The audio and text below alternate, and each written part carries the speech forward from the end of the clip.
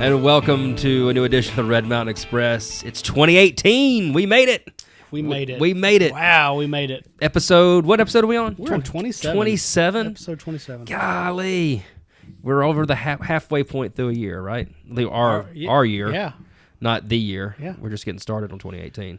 Oh, yeah. Yeah, we are in a big way. I tell you what, 2017 wasn't too bad, right? It depends on what you're thinking about. Well, my daughter was born in 2016. So. 2017 had a lot of great things.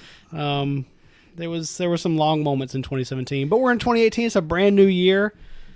Clean slate? Clean slate. What'd you do for New Year's? We went up to Huntsville and stayed with some friends. I watched the ball drop in New York, on CNN. And then said, we have an hour left. And said we had an hour left. Laura went to bed, and I followed shortly after midnight for Central Time. It wasn't a really big affair. We did do a really cool. My mind's blanking on me now. It was like a chopped dinner party. So that was kind of cool. Yeah, our friends hosted that for us, and we had to pick out individual or ingredients for each individual team. There were 3 teams of us, and then. So wait a minute. Okay, explain. So, this to have me. you seen Chopped? No. You've never seen Chopped? I think I've seen maybe one. Okay, so the general idea of Chopped is you have these chefs on the show. There's usually 3 chefs, and then they are provided with a mystery box of ingredients. I have seen Chopped. Okay, I have seen Chopped. Yeah. Okay. So, and that's what I thought we were talking about. You have to do your courses with the ingredients. So wait a minute, me and Laura, you basically worked for your food? Yeah, but it was fun. Okay. Yeah, I'm not a huge cook, and I had a lot of fun. Like me and Laura did, we bought the ingredients for dessert as a mystery box, but then we were provided ingredients for an appetizer. So like we did the appetizer, and we had like a kale mix, some wasabi peas. I'm forgetting the other ingredients that we had because the wasabi peas were the big the throw you off ingredient. Like there's always that one random ingredient. See, I would hope that you would. If that was me, I would open up the box and it'd be like a big old bag of like cheese sticks I'd have to just throw in the fryer because that'd be nice, the right? Greatest appetizer known to man. That's secretly going into it. That's what I was hoping for. Was then you're like, some really there's kale, there's beans. What do I do? What do I do? But it ended up being really fun. We had a great time. Me and Laura surprised ourselves with our ability to come up with something on the fly, and everybody else involved. Was it good? Really Was the food good though? Yeah, no, we did a good job. Yeah, we all ate pretty good. And then ate pizza afterward because, there's always that backup pizza in case it didn't go well. And you just, go ahead and we were fix like, it. yeah, you know what? It's 11 o'clock. Let's have What was pizza. the main course? So the people doing the entree were provided with bison meat, ground bison meat. Oh, I love bison. And they did like an instant mashed potatoes and something else. They made a bison steak burger and then gravy and mashed potatoes. I think it was, and with some good. The mystery ingredient for their box was the hot Cheetos, flaming hot Cheetos. Yeah, you just crumble that up. And ground them on a cheese grater over top everything and had some in the meat, I think. This is like Iron Chef. Like Alton Brown should be somewhere. We did really good. It was really surprising. There used to be a, speaking of bison meat, there used to be a restaurant in Birmingham called Ted Ted's. Montana. Oh, yeah. I love that Ted's. place. Is Ted's gone? No, there's still some left. I know that my brother and I we lived in Tuscaloosa when it was here in Birmingham. We would drive to Birmingham just to go to it. Really? Yeah, because it was just really, really good. It was we had a cool ambiance, I too. liked it. I mean, the last time I went there was not even that long ago. I'm in the grand scheme of things, maybe 7 years ago. Yeah. That's the last time I They remember had being there. 30s, early 40s I could see feel, that. Western Yeah. feel. But I think there's still some out west. I know there was one in Denver last time I was out there. Now, that was years ago, now that I think about it, but I think they're still around. I know the one here was on the Galleria Circle. Is that the Yeah, one? and it later became On Tap. Yes. And then they've demolished it. Yeah. And I think they built something else there. They did. It's in between the Olive Garden and the whatever else is over there, like Tire Shop or something like that. Yeah. What do y'all excuse me. See, I'm going through some cold stuff. So Everybody's been going voice. through some cold stuff. I'm popping and cracking, and so what'd you do New Year's Eve? Well, just to echo your comments on having a cold, we are still kind of recovering. We're kind of in the later stages of it, but our little daughter's been sick, and so every time I hear a kid cough, I get like PTSD. Like, where's that coming from? But we didn't ring in that. We went to bed. We popped the champagne because we had it in the refrigerator at like 8:00 and fell asleep on the couch until like 10, and I was like, let's go to bed, and we woke up to a new year. So, and then the next day there was football all day, so we kind of, we watched I watched part of the Auburn game, Yeah. and then I watched the Alabama game where we played Clemson, which turned out to be a pretty good game. And It's then a much better game than the Auburn game. yeah, and I think, hats off to Central Florida. I mean, they're a good team, but I think that's not the same Auburn team that I've seen play over and over again. It's not the same Auburn team that played the last several games. No, it's not. And we played bad. We didn't deserve a win. Yeah, and to be honest with you, I mean, as bad as Auburn played, they were there right there at the end. Yeah. But hats off to Auburn. They had a great season. I mean, they're down the stretch. I mean, they would have been in the playoff had they beaten Georgia in the SEC championship game. So they got most of that team coming back. I know Stidham's coming back. They are losing some folks on defense. They're losing some folks on offense. But they had a great year. While we're talking about it, how do you feel about having two SEC teams in the championship game? I mean, it's not like they were put there kind of like they were done in 2011. The two teams played to get in there. I mean, Alabama beat Clemson, the number one team in the nation, and then Georgia beat Oklahoma. Oklahoma in a instant classic. Yeah. I mean, that was a classic Rose Bowl. So I mean, the teams played to get in there. I mean, I don't think there's what I feel about it. I mean, I'm happy because as an Alabama grad, we're getting to play in it. I'm sure the SEC Network's happy about it because they get to watch it. But there's you see on Twitter, there's a bunch of folks who are just hating on it. But the teams played to get in there. Nobody was hating on the fourth selection. Maybe a couple people over Ohio State, Alabama, but nobody was hating on the selection until both teams made the final. And it's like they played to get there, and they both won games against really good opponents. So it's going to be interesting to see. By the time you hear this podcast, we'll know the outcome of it. So we'll see if Alabama can beat Georgia or if Georgia can claim their first title since 1980. And either way, Auburn has beat the national champion this year. Yeah. So I feel pretty good about that. Yeah. So everybody wins. See? Just some more than others. But other than that, we this past weekend, we had the great fortune to go down to South Alabama and be on hand for my great-grandmother's birthday party. She turned 100 years old. Wow. So that was fun. We had a whole bunch of family from all around the United States come in. We had a big group there, had a big old cake and a bunch of food, and it was really, really good. And she still lives by herself. Her eyesight is going, of course, but she's pretty independent, and it's really funny because there's always somebody like, well, this might be the last Christmas. I'm like, she's not dying till she's 115 years old. I've told this story several times, but years ago, 4 or 5 years ago, I was living in Birmingham. She had a heart attack, and they took her to the hospital, and she was put on a ventilator. And at that point, she was 95. We're like, this is terrible and everything. And my mom's like, now listen, they're going to take her off the vent at 10 o'clock in the morning. I said, so be prepared. I'm like, okay. So I'm sitting at work, and 10 o'clock passes, and nobody calls me. And then 10:30 passes. And then finally at like 11:30, I call mom. What is going on? She goes, Blake, we meant to call you. They took the ventilator off of her, and she sat up and wanted her reading glasses. And I was like, course, and the doctor called her one tough old lady. So we did that. It was really cool because you have our daughter who's just turned a year old, and then my great-grandmother who just turned 100, so there's 99 years between them, and that's just cool. It is cool. Yeah. So you don't see too many people around you, I mean, not usually on a personal level, that live to 100. You hear about people that are like 100, 114, but I don't know many of them. So it was really cool. We were down there, saw a bunch of family, and so now we're here recording this, and just kind of we rang in 2018. It started off pretty well, so hopefully we continue the goodness to go. I hope so too. So a few things to talk about coming up in Birmingham. Just want to mention like a small calendar of events. Coming up on January 9th, I know you're going to be excited for this, WWE SmackDown Live at the BBC. Did you watch wrestling growing up? So for the 3 television channels we didn't have a lot of options for wrestling. But you had 3 television channels? We had ABC, which was Channel 6 at the time. We had NBC 13.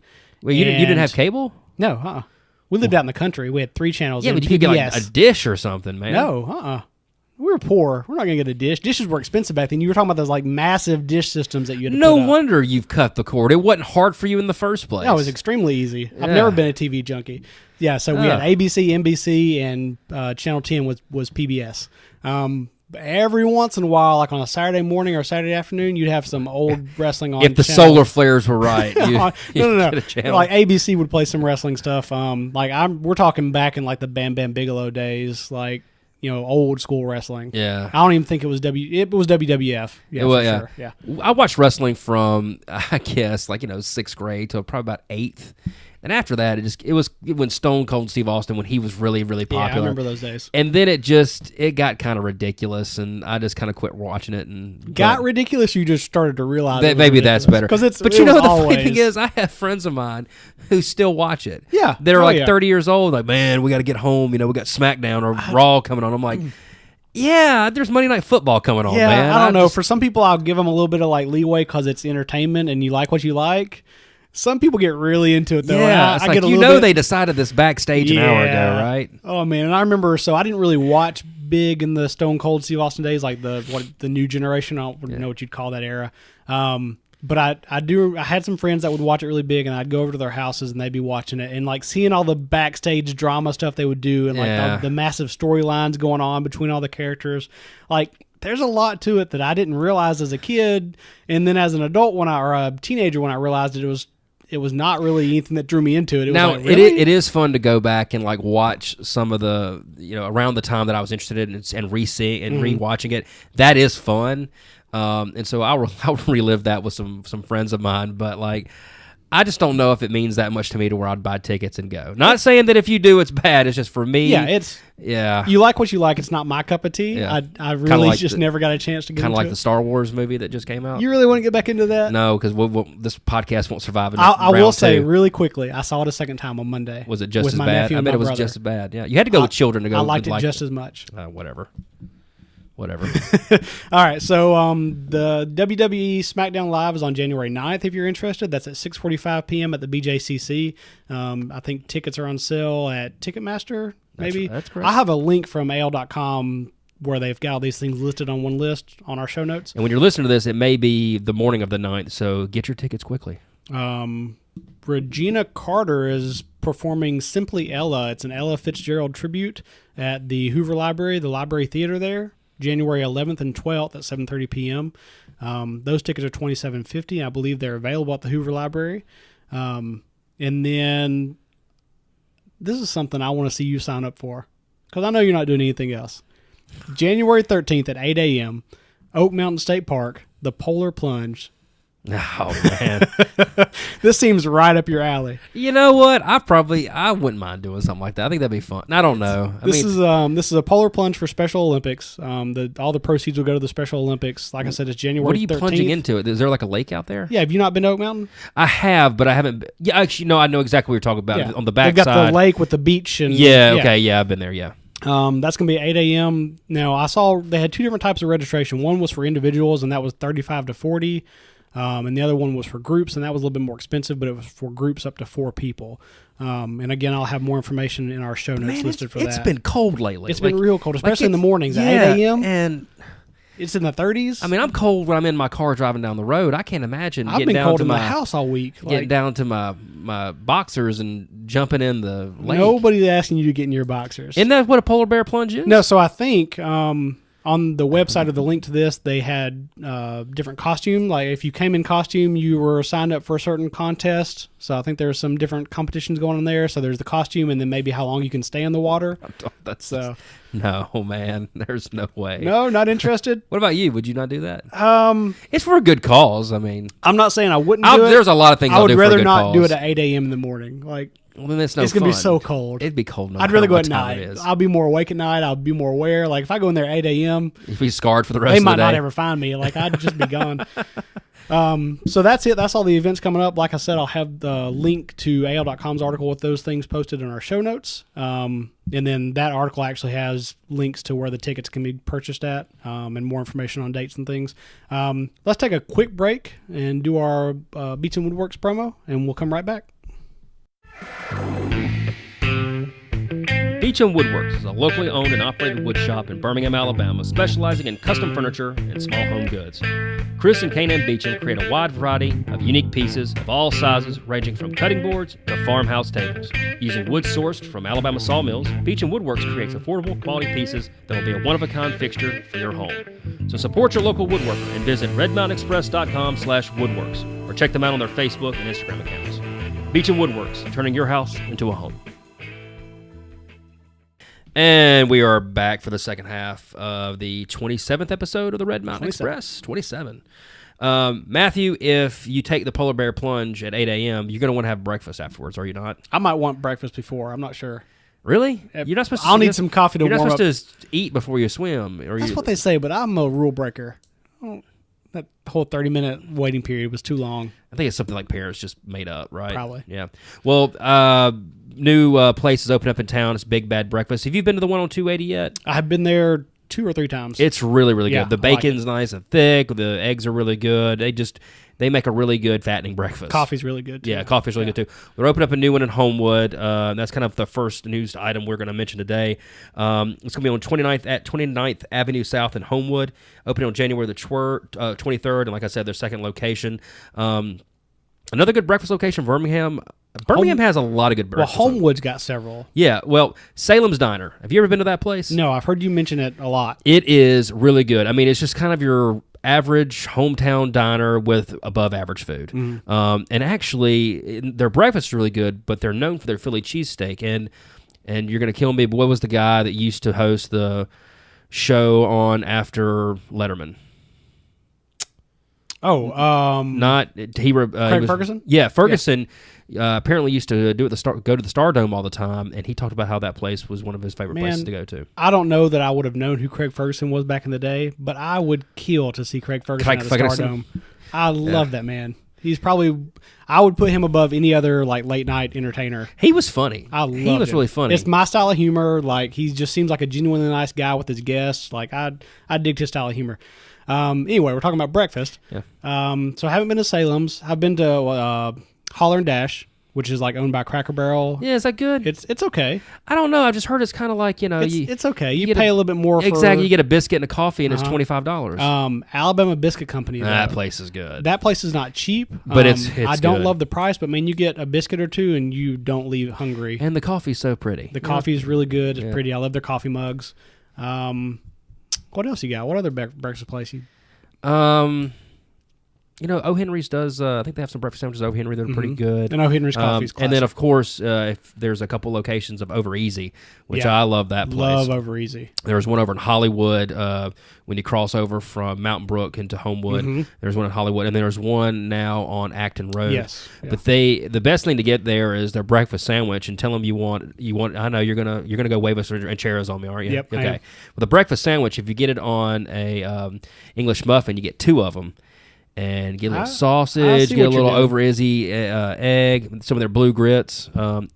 It's really good. It is one of my favorite places. The Huevos Rancheros, though, with the hot salsa they have. It is good, yeah. Yeah, that's so and then Urban Standard downtown is supposed to be really, really good. I have not been there, but a buddy of mine who is a friend of the podcast, he loves that place. And he asked me the other day, have you not been there yet? So we'll have to try that place I haven't been soon. there. I follow their Instagram account, though, and they are always posting stuff that looks great. What's the barbecue place in Homewood? And they have good breakfast, too, that I've been there. I'm not sure. I was thinking about... Dimitri's has really good breakfast. I don't know Dimitri's. I was thinking about Avo Dram. They do a brunch. That's really good. Dimitri's. Next time, if you're ever in Homewood, Dimitri's is really, really, really, really, really good for breakfast and really good barbecue, too. So, anyway, that's our food portion for the day. Also coming up, well, not coming up, but recently announced, the Birmingham Council has approved alcohol on these pedal tours. Cycling your way. Yeah. That's right. Hey, first of all, can we just talk about how the Birmingham City Council agreed to something unanimously? Unanimously. I mean... When's the last time you can remember they agreed to something unanimously? That they all hated each other. That was probably unanimous. I don't know if they hated each other, but there was some... It seemed like it from the outside. There was some animosity going on, No, this is really cool. So Nashville has these pedal tours, and I've got some friends that have done them that loved them. You basically get on this trolley-looking thing. I think they can see, looks like maybe 8 to 10 people, maybe. Yeah, and then you have a driver, right? You have a driver, but everybody's pedaling, and then the driver can serve alcohol. or you can bring your own alcohol, you can buy alcohol, whatever. So Birmingham has had, I don't know if it's one company or two companies. I think it's just one company. I think it's one. Yeah, Birmingham Pedal Tours. Yeah, so you have the pedal tours. I've seen them preparing the little. Have they been around town yet? Have you seen them yet? Yeah, so when I worked downtown, when I would leave for the afternoon, I would see them come up and start getting prepared, cleaning their little trolley thing off, and loading up ice water. I guess I'm not sure. Don't know what they were serving, if they had Cokes and things. One alcohol apparently. But now they can do alcohol, which I'm not sure exactly what tour they go through. In their FAQ, it noted that you could only drink alcohol in the entertainment districts, which what are they just gonna pedal around uptown? One, yeah, go up and down the street. Yeah. So now that they can have alcohol, so the council has approved them to have alcohol, but they still have to go through ABC licensure. Yeah, they have to get an ABC license, and they can't have glass bottles is another thing as well. So plastic aluminum. Cups, yeah. And I think the tours start out either at Trim Tab or Good People. Mm-hmm. And if you want some information about the company that I know that we saw, it was BirminghamPedalTours.com. I'm kind of interested in this, especially when it gets really warm outside and good weather. Well, I mean, if it's cold, get some whiskey going on and warm you up really good. But I have never been on one of those. I have seen them in other cities, so it'll be interesting. It's kind of another cool thing to be added to your downtown experience. Yeah, especially if you're going through the whole downtown and not pedaling up and down the road at Uptown. So, well, if you've got friends or family from out of town that haven't been to the breweries around, and that this tour goes by some of these breweries, that's a really cool idea. I'm not sure where all they go. I imagine what they'll do is probably start if they start at Good People, probably go through the park, through the financial district, and maybe down that area in town. I mean, maybe around the parks and everything. So I don't know. I'm interested. I'm gonna try to go to it next time I'm around town. Speaking of around town, did you see the new Alabama Theater sign? Just pictures. I haven't been by it since they haven't. Went by it this morning. It looks great. I mean, it matches very well. And the cool thing about that sign is it can light up to be different colors. Oh yeah. So normally it'll look like the one in front of Alabama Theater, but maybe during breast cancer awareness they'll do it pink, or during maybe if we're during wartime they can turn it yellow. But that's a pretty cool thing. Did they retrofit the old sign to do that too, or is it? No, I think it's just that one. Okay. But it matches really well. I mean, of course you can tell that this sign is newer, but it matches very, very well. And I think that was kind of I know that was it was an unspoken problem that I had. I was like, man, I hope it really matches. And because the last thing you want is to have a really nice vintage sign and then one that just looks bad. But matches great, looks great. It's another thing to add to the theater district. And, the folks at Alabama Theater are good people, and they do some good work over there. And we were glad to actually talk to them over Christmas, but need to see it next time you go downtown. I think they had a really good turnout for the concert and the unveiling of the sign. I haven't heard or talked to anybody about that yet, but I can only imagine. I saw lots of pictures on Instagram about it. I saw several live Instagram things, Instagram stories. It seemed like that was a good turnout.